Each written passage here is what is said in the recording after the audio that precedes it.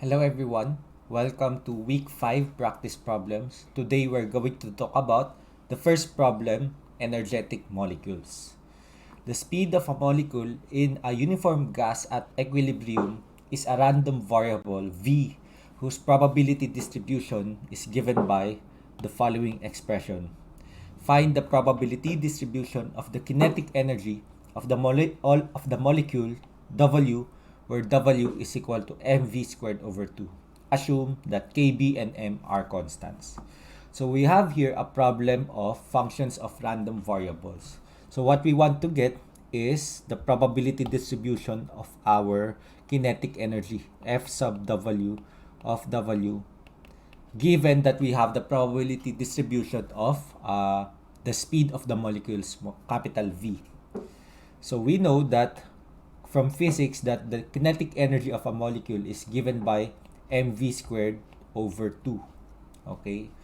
So, and we are also given the probability distribution function of the speed of the molecule, which is kv squared e to the negative v squared, where v is greater than 0 and 0 otherwise.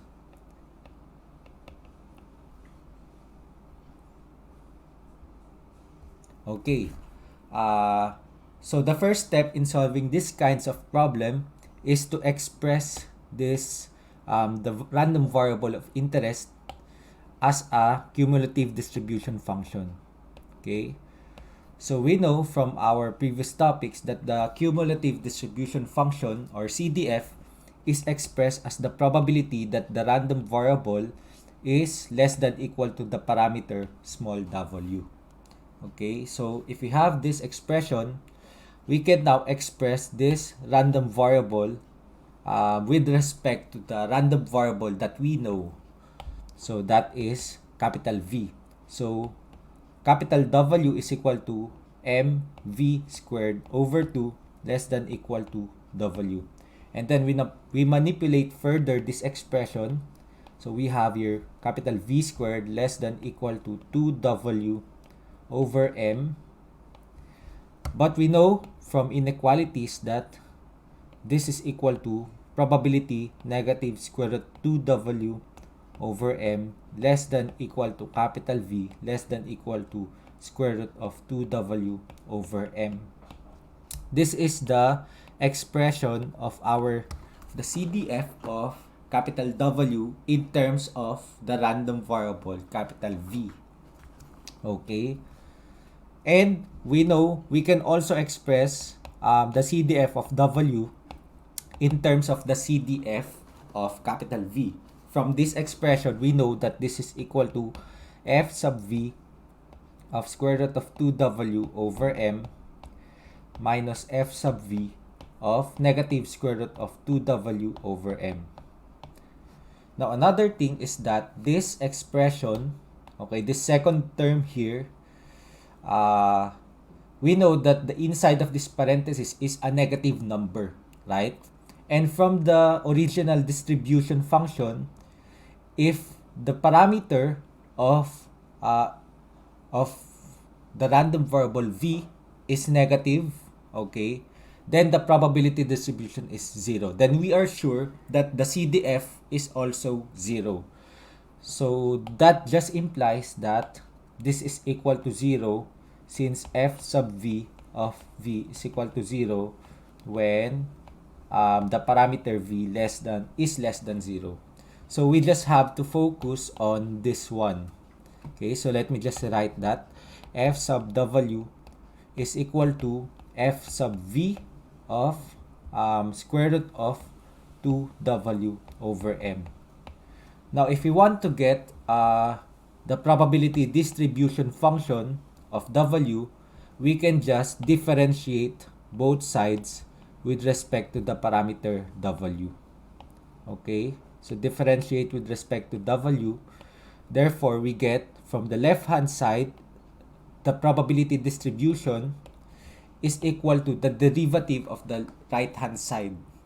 So we can just obtain, we can just compute for the derivative using the chain rule.